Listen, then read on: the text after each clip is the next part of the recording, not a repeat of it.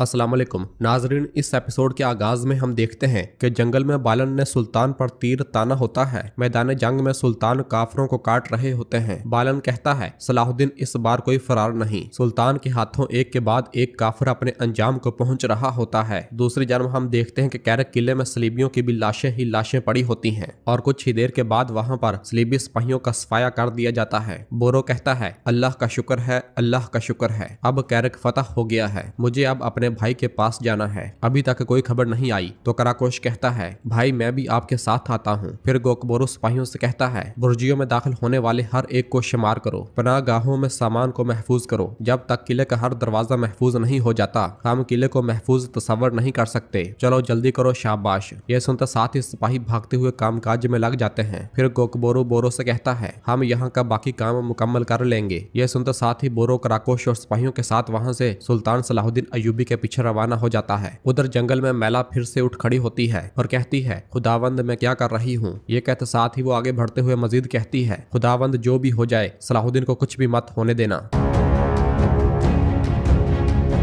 उधर शाम में हम देखते हैं कि शमसा खातून बच्चे को जन्म दे रही होती है। करीब ही में बैठी फातिमा खातून दुआ मांग रही होती है। दुआ मांगते हुए कहती है ए मेरे अल्लाह, तू कुन कहता है और हो जाता है। तुम वो हो जो किसी से पैदा नहीं हुए, ए हमेशा जिंदा रहने वाले, ए खुद को कायम रखने वाले, ए वो जिसकी अजमत तेरे नामों से ज़ाहिर होती है। मेरी बहू जिसे मैं अपनी बेटी समझती हूँ उसे ताकत से नवाज। ए मेरे अल्लाह कुव्वत दे, हमें अपनी रहमत से महरूम ना फरमा। मेरे बेटे सलाहुद्दीन और मैदान जंग के शेरों और उसके साथियों की हिफाजत फरमा। उनकी ढालें भी तू बन और उनकी जरा भी तू बन। आमीन आमीन आमीन। इधर मैदान जंग में सुल्तान और चातलियों एक दूसरे के आमने सामने होते हैं। सुल्तान का वार रोकते हुए चातलियों कहता है ए इस्लाम की टूटी हुई तलवार, तुम शिकस्त के सिवा कुछ हासिल नहीं करोगे सलाहुद्दीन, क्योंकि तुम वो शकीन अरब हो, क्योंकि तुम वो हो जिन्हें जलावतन किया गया। तो सुल्तान कहते हैं मैं जानता हूँ कि तुम जहन्नम के अजाब को पाने के लिए फड़फड़ा रहे हो। मेरी तलवार तुम्हारे सफर में तुम्हारी रहनुमाई करेगी, उदास ना हो। उधर बालन भी मुसलसल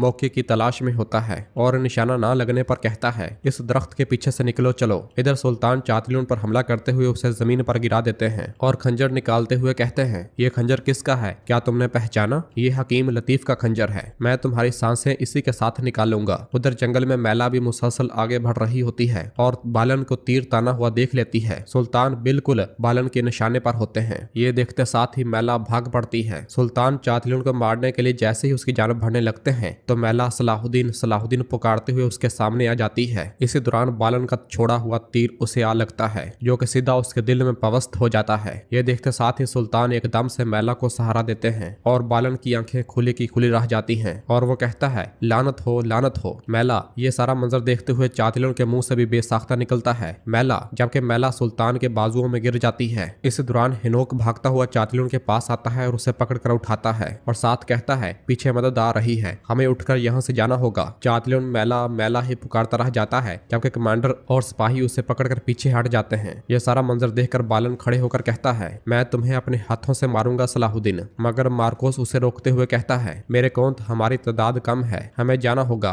अगले ही पल बोरो और कराकोश भी अपने सिपाहियों को लेकर मैदान जंग की जानब भागते हुए आ रहे होते हैं। उन्हें आता हुआ देखकर मार्कोस बालन को लेकर पीछे हट जाता है, जबकि इधर मैला तकलीफ में मुस्कुराते हुए सुल्तान की जानब देख रही होती है और उन्हें पुकारती है। तो सुल्तान कहते हैं क्यों मैला क्यों? तो मैला कहती है क्योंकि खुदावंद ऐसे ही चाहता है। अगले ही पल मैला की सलाहुद्दीन सलाहुद्दीन कहते हुए सांसें थम जाती हैं। यह देखकर सुल्तान को बहुत ज्यादा दुख होता है। इधर शाम में सुल्तान के बच्चे की पैदाइश हो जाती है। फातिमा खातून बच्चा लाकर शमसा को देती हैं। शमसा उसे प्यार करते हुए कहती है खुश आमदीद अली। तो फातिमा खातून कहती है इसकी जिंदगी बाबरकत हो, यके बाद दीगरे इसे कई फतुहात मुयस्सर हों, ये उम्मत के लिए बायसे फख्र और अमन हो। दुआएं सुनते हुए शमसा आमीन कहती है। दूसरी जानब जंगल में चातलियों और बालन आगे बढ़ रहे होते हैं। चातलियों कहता है आह सलाहुद्दीन, मैं जब भी तुमसे बदला लेने के करीब होता हूँ तो शिकस्त खा जाता हूँ, लेकिन वक्त करीब है। क्या तुम जानते हो बालन, बहुत करीब है। मैं उससे ऐसा बदला लूंगा कि इससे पहले कि वो मजीद कुछ बोलता उनकी नजर सामने मौजूद कैरक पर पड़ती है जिस पर अयूबी परचम लहरा रहे होते हैं। उसे देखते साथ ही वो सब हैरत ज़दा और हक्के बक्के रह जाते हैं। ये सारा मंजर देखकर चातलियों कहता है लानत हो, इसका क्या मतलब है? तो बालन कहता है तुम अगर दीवारों को देखो तो तुम समझ जाओगे कि इसका क्या मतलब है। तो चातलियन कहता है, लानत हो, लानत हो, लानत हो। सलाहुद्दीन, तुमने मेरा किला मुझसे छीन लिया, लेकिन मैं इसकी इजाजत नहीं दूंगा बालन। हिनोक, फौजियों को इकट्ठा करो, हम किले जाएंगे। तो बालन उससे कहता है, तुम अगर अपनी और बाकी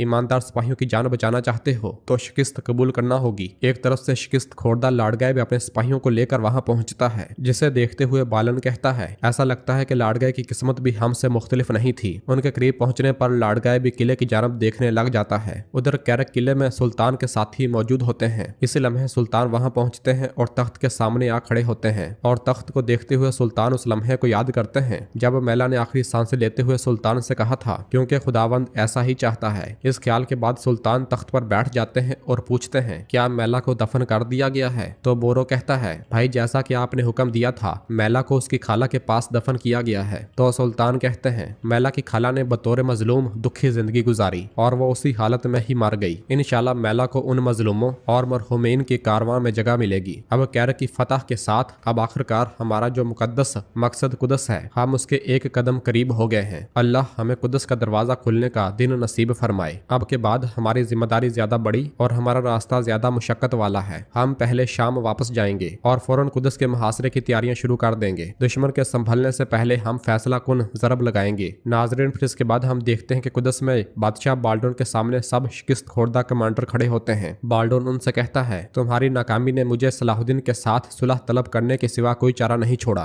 तो सबीला कहती है, मैला ने जो कुछ किया मैं इस पर यकीन नहीं कर पा रही हूँ। चातलियन कहता है, इज्जत माब फैसला आपका है, लेकिन इस सूरत हाल में सलाहुद्दीन का सुलह को कबूल न करना वाज़ेह है। सलाहुद्दीन पहले ही कुदस की जानब बढ़ चुका है। तो बाल्डोन कहता है, मैं आइन इसी वजह से सलाहुद्दीन से सुलह करने पर मजबूर हूँ। फिर बालन कहता है, इज्जत माब मैं भी नहीं समझता कि सलाहुद्दीन इन हालात में अमन को कबूल करेगा। तो बाल्डोन कहता है, मैं बार बार वही चीजें करके थक गया हूँ। विलियम कहता है, जनाब फिर भी सोच लें। मगर बाल्डोन सबको रोक देता है और कहता है, सोचने जैसा कुछ नहीं है विलियम, तुम मेरे लिए मुलाकात की दरखास्त का पैगाम भेजोगे। यह सुनकर चातलियन कहता है, बच्चा बादशाह बन जाए तो। यह सुनते साथ ही सबीला और बादशाह बाल्डोन को चातलियन की इस बात पर बहुत ज्यादा गुस्सा आता है और बाल्डोन उसके पास आते हुए कहता है, क्या तुमने कुछ कहा चातलियन? तो चातलियन डरते हुए कहता है, इज्जत माब मैंने कुछ नहीं कहा। तो बाल्डोन गुस्से से चिल्लाते हुए कहता है, जो भी कहा फिर से कहो। मगर चातलियन के कहने की हिम्मत नहीं होती और वो कहता है, जनाब मैंने कुछ नहीं कहा। बाल्डोन कहता है, मेरे पास कोड़ा लेकर आओ। यह सुनते साथ ही सिपाही उसे एक कोड़ा लाकर देते हैं और बाल्डोन चातलियन से कहता है, घुटने टेको, जल्दी करो, मैं हुक्म दे रहा हूँ। चातलियन जैसे ही घुटने टेकता है तो बाल्डोन उसके चेहरे पर कोड़ा दे मारता है और फिर कहता है, मेरी तरफ देखो और बताओ